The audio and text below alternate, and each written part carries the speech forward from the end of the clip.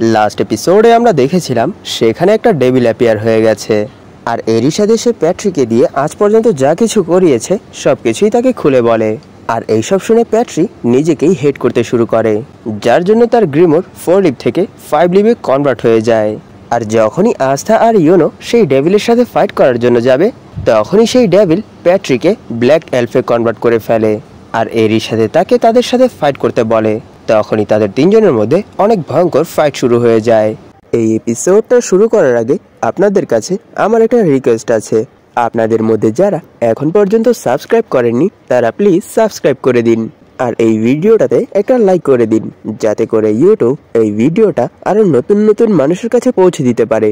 তাহলে আর কথা না বাড়িয়ে শুরু করা যাক। এই এপিসোডের শুরুতে আমরা দেখতে পাই প্যাট্রি তার সব থেকে পাওয়ারফুল স্পেল অ্যাক্টিভেট করে ফেলেছে। এটা দেখে আস্থা ভাবছিল এই অ্যাটাকের এনকাউন্টার আমরা আগেও করেছি, আর এই অ্যাটাক হ্যান্ডেল করতে তো ক্যাপ্টেন ইয়ামিরও অনেক বেশি কষ্ট হয়েছিল, কিন্তু সেখানে আমাদের সাথে ঘটছিল, যার জন্য আমরা সেই সময় বেঁচে গিয়েছিলাম। কিন্তু এই সময় সে আমাদের সাথে নেই, আর এরই সাথে এই স্পেল তো এখন আগের থেকেও অনেক বেশি স্ট্রং হয়ে গেছে। আর এইসব দেখে ইয়োনো ভাবছিল সে তো তার চারপাশে অনেক বেশি ম্যাজিক কনসেন্ট্রেট করছে, এতে তো আমরা এখানে অনেক বড় প্রবলেমে পড়ে যাব। তখনই প্যাট্রি আস্থার উপর অ্যাটাক করে দেয়, কিন্তু সেই অ্যাটাক আস্থা আর ইয়োনো মিলে কোনোভাবে ব্লক করে ফেলে, আর এরই সাথে সেই অ্যাটাকটা ডাইভার্ট করে দেয়। তখন আস্থা বলে, তাহলে অবশেষে আমরা কোনোভাবে তার অ্যাটাকটা ব্লক করেই ফেলেছি। এটা বলার সাথে সাথেই আস্থার ব্ল্যাক ফর্ম সেখানেই শেষ হয়ে যায়, আর এরই সাথে সে উপর থেকে নিচে পড়তে শুরু করে। এটা দেখে ইয়োনো তার উইন্ডের সাহায্যে তাকে সেখানেই থামিয়ে দেয়। তখন ইয়োনো বলে সে এখানে যেই স্পেলটা ইউজ করেছে তার জন্য সে এখানে তার অনেক বেশি ম্যাজিক পাওয়ার ইউজ করে ফেলেছে। তার এটা বলতে বলতেই প্যাট্রি সেখানে আবার সেই স্পেলটা ইউজ করে। এটা দেখে আস্থা আর ইয়োনো অনেক বেশি শক হয়ে যায়। তখন আস্থা বলে, যদিও আমি এখন আমার ব্ল্যাক ফর্ম আবার অ্যাক্টিভেট করতে পারবো না, কিন্তু এরপরও আমি এখানে হার মানবো না।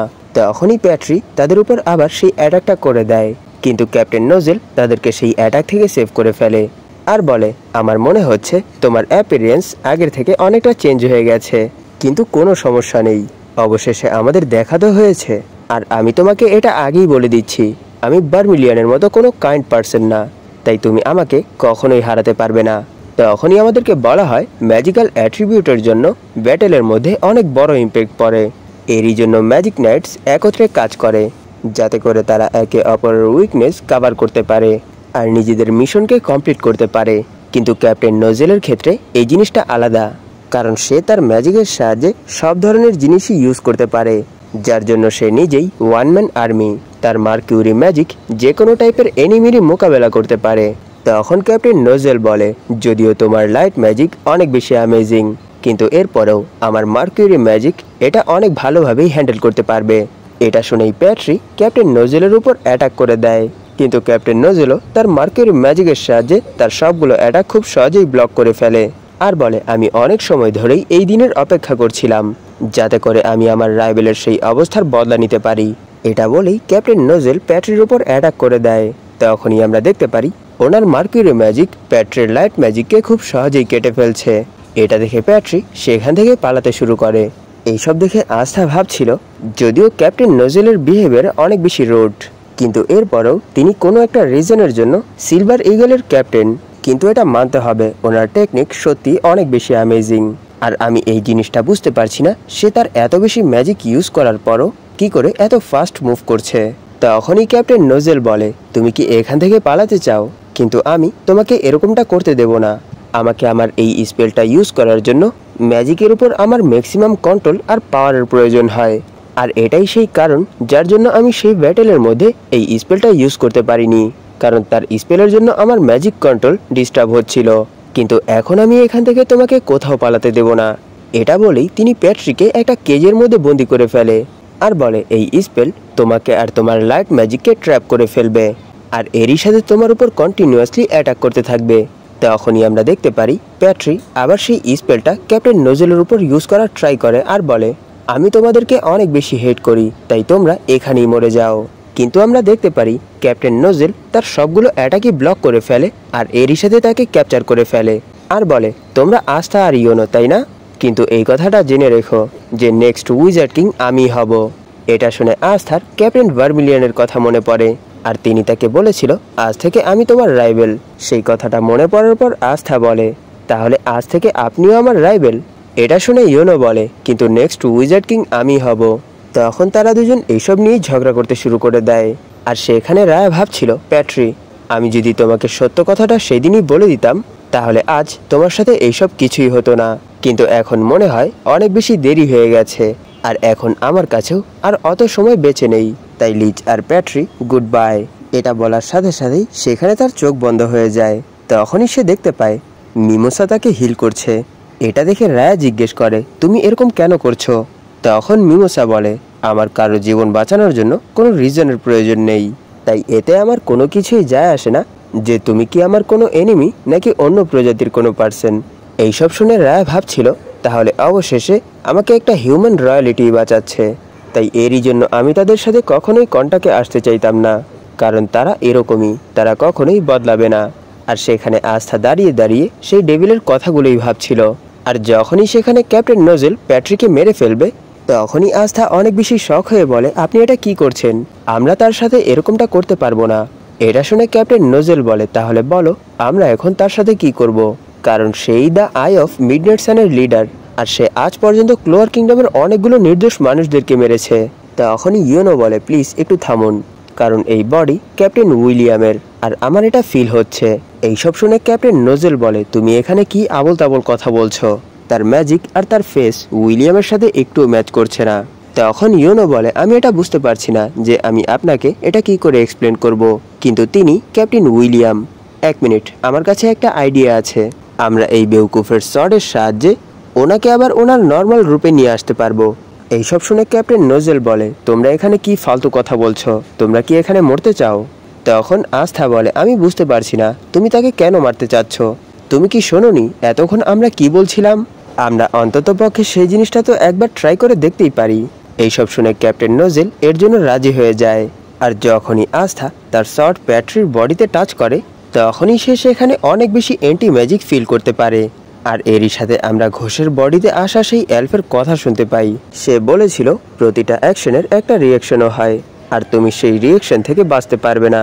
এই কথাটা সবসময় মাথায় রেখো। আর এখানে ইয়োনোরও একটু অদ্ভুত ফিল হয়, আর এরই সাথে সে আস্থাকে ডাকতে শুরু করে।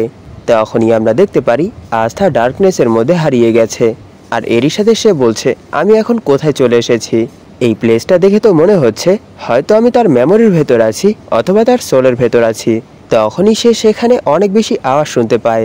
আর এরই সাথে সে এই জিনিসটাও দেখতে পারে যে প্যাট্রি উইজার্ড কিংকে কিভাবে মেরে ফেলেছে। আর এরই সাথে সে সেখানের বাকি মেমোরি দেখে অনেক জোরে জোরে চিল্লাতে শুরু করে। তখনই আমরা প্যাট্রিকে দেখতে পাই, সে বলছে, আমার এই জিনিসটা বিশ্বাস হচ্ছে না যে আমাকে ধোঁকা দেওয়া হয়েছে। সবাইকে পুনরায় জীবিত করাটা একটা ভুল ছিল, কারণ লিচ কখনোই এত মানুষের স্যাক্রিফাইস চাইতো না। সত্যি আমি অনেক বড় ভুল করে ফেলেছি। হিউম্যানস অনেক বেশি খারাপ হয়। তাহলে কি আমি শুধু এই জিনিসটার উপরই বিশ্বাস করতে চেয়েছিলাম? যদি এরকমটাই হতো তাহলে উইলিয়াম আমাকে কখনোই বুঝতে পারতো না। এইসব ভাবতে ভাবতেই তার হিউম্যানদের প্রতি হেটনেস ধীরে ধীরে বাড়তে শুরু করে। আর এরই সাথে সে বলে এই সব কিছুই হিউম্যানদের দোষ। তখনই সেখানে আস্থা চলে আসে আর বলে, তাহলে তুমি এখানে লুকিয়ে আছো? তাহলে অবশেষে আমি তোমাকে খুঁজেই বের করেছি। আসলে তুমি ভেতর থেকে আমাদের বয়সেরই। তখন প্যাট্রি বলে, তুমি এখানে কি করছো হিউম্যান? আর তুমি আমার কাছ থেকে কি চাও? তখন আস্থা বলে, আমি জানি তোমাকে বেউকুফ বানানো হয়েছে, যার জন্য তুমি সেই জিনিসটাকেও প্রোটেক্ট করতে পারোনি যেই জিনিসটাকে তুমি সব থেকে বেশি ভালোবাসতে। আর তুমি যেই জিনিসটা সবসময় আশা করতে সেই জিনিসটাও শেষ হয়ে গেছে। তাই আমি তোমাকে এখানে একটা কথাই বলতে চাই, এখন থেকেই তুমি আর হারার সাহসও করো না। তুমি আজ পর্যন্ত তোমার প্রবলেমগুলোর মোকাবেলা করার ট্রাই করোনি। সবসময় তুমি সেই প্রবলেমগুলো শুধু অ্যাভয়েড করেছো। তুমি কখনোই এই সব কিছু সম্পর্কে কিছুই ভাবোনি। তুমি শুধু নিজেকে অন্ধকারের মধ্যে আটকানোটাই সঠিক ভেবেছ, কারণ এটাই সব থেকে বেশি সহজ রাস্তা ছিল। এইসব শুনে প্যাট্রি অনেক বেশি রেগে যায় আর বলে, চুপ করো হিউম্যান, তুমি আমাকে কখনোই বুঝতে পারবে না। তখনই আস্থা তার কলার ধরে বলে, তুমি বারবার আমাকে হিউম্যান বলা বন্ধ করো। আমার নাম আস্থা। আর তোমায় উইজার্ড কিংকে মারার সাহসকে দিয়েছে। তিনি অনেক বেশি অ্যামেজিং পার্সন ছিল, আর সবাই ওনাকে ভালোবাসতো, আর একদিন ওনার মতোই হতে চাইতো। তুমি সবাইকেই বন্দি করে ফেলেছো, আর উইজার্ড কিংকেও মেরে ফেলেছো। আর এরপর তুমি রিইনকার্নেশন স্পেলের সাহায্যে ইনোসেন্ট পিপলদেরকে হার্ট করেছো। যেভাবে তুমি আমাদেরকে কখনোই ক্ষমা করতে পারবে না, তেমনি আমিও তোমাকে কখনোই ক্ষমা করব না। আর এখন যখন তুমি এই সব কিছু করে ফেলেছো, তখন তুমি এরকম অ্যাক্ট করছো। যদিও তুমি এই সব কিছু আর ঠিক করতে পারবে না, কিন্তু এর মানে এটা না যে তুমি নিরাশ হয়ে এখান থেকে পালিয়ে যাও। একটু ভালোভাবে ভেবে দেখো, তোমার কি এই সময় সেই ডেভিলকে বাধা দেওয়া দরকার না? এই পর্যন্ত যত কিছু হয়েছে সব কিছুই তুমি করেছো। যদিও তোমাকে কেউ চুজ করেনি, আর যদিও কেউ তোমাকে পছন্দ করে না, আর যদিও কেউ তোমাকে কখনোই ক্ষমা করবে না, এরপরও তোমাকে তোমার জন্য দাঁড়াতে হবে। এইসব শুনে প্যাট্রি বলে, আমি বুঝতে পারছি না তুমি এইসব কিছু কেন বলছো, আর কেন তুমি আমাকে চেঞ্জ করতে চাচ্ছ। আমাকে এখানে একা ছেড়ে দাও। এটা বলেই সে আস্থাকে একটা পাঞ্চ করে। তখন আস্থা বলে, আমাকেও কখনো কেউ চুজ করেনি, আর কেউ আমাকে প্রয়োজনও মনে করেনি, আর আমাকে কেউ কখনো ক্ষমাও করেনি। কিন্তু এরপরও আমি এটা ডিসাইড করে ফেলেছি যে আমি একদিন নিশ্চয়ই উইজার্ড কিং হব। তাই আমি তোমাদেরকেও কখনোই হারতে দেব না। এইসব শুনে প্যাট্রি বলে, তোমাকে এই সময় ঠিক সেই পার্সনের মতোই মনে হচ্ছে। এটা বলেই সে সেখানে কাঁদতে শুরু করে। তখনই আমরা দেখতে পারি ডার্কনেস সেখান থেকে সরে গেছে। তখনই আস্থা বলে, সত্যি এটা অনেক বেশি টেরিফাইং ছিল। এইসব দেখে রায়া ভাবছিল, আমার এটা বিশ্বাস হচ্ছে না যে এই ছেলে প্যাট্রিকে ডার্কনেসের ভেতর থেকে ফিরিয়ে নিয়ে এসেছে। তখন প্যাট্রি বলে, আমি আজ পর্যন্ত যতগুলো হিউম্যানের সাথে মিলেছি তাদের মধ্যে তুমি সবথেকে বড় ইডিয়েট। তাকে দেখে ইয়োনো ভাবছিল, আমার মনে হয় এখনও আমাদেরকে ক্যাপ্টেন উইলিয়ামের জন্য আরও একটু ওয়েট করতে হবে। তখনই প্যাট্রি ভাবছিল, আমার মনে হয় এই সময় আমাকে শুধু একটা জিনিসই করতে হবে। এটা ভেবেই সে তাদেরকে বলে, যদি তোমরা আমাকে সাহায্য করো তাহলে আমরা এটা এক চান্সেই শেষ করে দেব। এটা শুনে আস্থা বলে, আমরা তোমাকে নিশ্চয়ই সাহায্য করব, কারণ আমরা সেই ডেভিলকে তার ইচ্ছামতো কাজ করতে দেব না। তখনই সিন শিফট হয় আর আমরা দেখতে পাই সেই ডেভিল বাইরে যাওয়ার রাস্তায় চলে এসেছে। তখনই তার সামনে লিজ চলে আসে। তখন লিজ বলে, আমি তোমাকে এখান থেকে কোথাও যেতে দেব না। এটা শুনে ডেভিল বলে, তুমি তো এখনো পুরোপুরি জাগোনি, তাহলে তুমি আমাকে কি করে ব্লক করবে? আর আমি এখানে তোমাকে কিছু বলতেও পারবো না, কারণ আমাদের মধ্যে অনেক পুরনো একটা সম্পর্ক আছে। আমি সেই সময় তোমার কাছ থেকে তোমার গ্রিমোটটা তো নিতে পারিনি, কিন্তু আমি তোমার অনেক কাছের একজনের কাছ থেকে এই গ্রিমোটটা হাসিল করেই ফেলেছি। এটা শুনে লিজ তার শর্ট বের করে ফেলে। এটা দেখে ডেভিল বলে, আমার এই জিনিসটা বিশ্বাস হচ্ছে না যে তোমার সোল আনস্টেবল হওয়া সত্ত্বেও তুমি এই সব কিছু করতে পারছো। তাহলে চলো, এখন আমি তোমাকে তোমার হার্ড ওয়ার্কের প্রাইজ দিচ্ছি, এর মানে মৃত্যু। এটা বলেই সে লিচের উপর অ্যাটাক করে দেয়, কিন্তু লিচ তার অ্যাটাককে ব্লক করে তার দিকেই আবার রিফ্লেক্ট করে দেয়। তখন ডেভিলও সেই অ্যাটাকটা ব্লক করে ফেলে, আর এরই সাথে লিচের উপর সর্ডের বৃষ্টি শুরু করে দেয়। কিন্তু লিচ তার সবগুলো অ্যাটাক খুব সহজেই ব্লক আর ডজ করে ফেলে। এটা দেখে ডেভিল তার আরও একটা অ্যাটাকের সাহায্যে লিচকে ক্যাপচার করে ফেলে। তখন ডেভিল বলে, এই সর্ট ম্যাজিক্যাল অ্যাটাককে অ্যাবজর্ব করতে পারে, কিন্তু ফিজিক্যাল অ্যাটাকের সামনে এটা কিছুই না। কিন্তু তুমি আমার ওয়ার্ড সোল ম্যাজিককেই দেখে নাও, আমি আমার শব্দের সাহায্যেই যে কোনো কিছুকেই যে কোনো শেপ দিতে পারি, কিন্তু তোমার কাছে তো শুধুমাত্র এই শর্টটা আছে, এই জন্য তুমি আমার জন্য কোনো ডেঞ্জার না। আর এই সব কিছুর জন্য এলফদের লিডার লাস্ট গুড বাই। এটা বলেই সে লিচের উপর অ্যাটাক করে দেয়। তখনই আমরা দেখতে পারি ক্যাপ্টেন শার্লেট সেই অ্যাটাকটা ব্লক করে ফেলেছে। আর এরই সাথে তিনি ভাবছিল, আমি ডেভিডকে শ্যাডো প্যালেসের ভেতরে ঢুকতে দেখেছিলাম, তাই আমিও তাকে ফলো করেই শ্যাডো প্যালেসের ভেতরে চলে এসেছিলাম, কিন্তু ভেতরে আসার পর আমি দেখেছি যে সে বেহোশ পড়ে আছে। তখনই আমি এই জিনিসটা বুঝে গেছি যে এখানে নিশ্চয়ই কোনো না কোনো প্রবলেম চলছে। এইসব ভেবেই তিনি বলে, নিশ্চয়ই তুমি একটা ডেভিল, তাই না? তখনই পেছন থেকে ক্যাপ্টেন ইয়ামি বলে, তুমি কি এখন ডেভিল বলেছো? আমার মনে হয় না ডেভিল রিয়েল লাইফে এক্সিস্ট করে, আর তাকে দেখে তো আমার এরকম কিছুই মনে হচ্ছে না। আর এরই সাথে তিনি ভাবছিল, আমার মনে হয় নোজেল অন্য কোনো পাওয়ারফুল ম্যাজিকের দিকে চলে গেছে। আর এই জিনিসটা ভালো হয়েছে যে আমি এখানে চলে এসেছি, কিন্তু আমি এই জিনিসটা বুঝতে পারছি না যে তার কি এত বেশি অদ্ভুত কেন মনে হচ্ছে। তখন ডেভিল বলে, তোমরা তো এক এক করে এখানে বেরিয়ে যাচ্ছ, আমার মনে হয় এখন এখানে আরও অনেক বেশি মজা হবে। তখন ক্যাপ্টেন ইয়ামি ভাবছিল, আমি তার বডি থেকে অনেক ইভিল কি ফিল করতে পারছি। তখনই ক্যাপ্টেন শার্লেট বলে, হে হিউম্যান, তুমি কি আমাকে ফলো করতে করতে এখানে চলে এসেছো? এটা শুনে ক্যাপ্টেন ইয়ামি বলে, আমি জানি এখনও আমাদের ফাইট পেন্ডিংয়ে আছে, কিন্তু আমরা দুজনই এই জিনিসটা জানি যে আমাদেরকে সর্বপ্রথম তাকেই হ্যান্ডেল করতে হবে। তখনই ক্যাপ্টেন ইয়ামি লিজকে সেখান থেকে মুক্ত করে দেয়, আর এরই সাথে তারা সেই ডেভিলের উপর অ্যাটাক করার জন্য এগোতে শুরু করে। তখন ক্যাপ্টেন শার্লেট বলে, হিউম্যান, তুমি যদি এই ফাইটের মধ্যে আমাকে হেল্প না করতে পারো তাহলে আমি তোমাকে এখানেই মরার জন্য ছেড়ে দেব। এই কথা শুনে ক্যাপ্টেন ইয়ামি বলে, এখন তোমাকে সেই মেয়ের মতো মনে হচ্ছে যাকে আমি চিনি। আর এই জিনিসটা মাথায় রেখো, তুমি এই সময় যার বডির ভেতর আছো সেই বডির যাতে কোনো ক্ষতি না হয়। তখনই সেই ডেভিল তাদের উপর অ্যাটাক করে দেয়। এটা দেখে ক্যাপ্টেন শার্লেট তার অ্যাটাক ব্লক করতে শুরু করে, আর ক্যাপ্টেন ইয়ামি পেছন থেকে তার অ্যাটাক অ্যাবজর্ব করতে শুরু করে আর এরই সাথে তার উপরই অ্যাটাক করে দেয়। কিন্তু সেখানে ডেভিল তাদের অ্যাটাক থেকে নিজেকে সেভ করে তাদের উপর সর্ডের বৃষ্টি শুরু করে দেয়। এটা দেখে ক্যাপ্টেন শার্লেট তার শিকারের সাহায্যে সেই সবগুলো শটকে সেখানেই ব্লক করে ফেলে।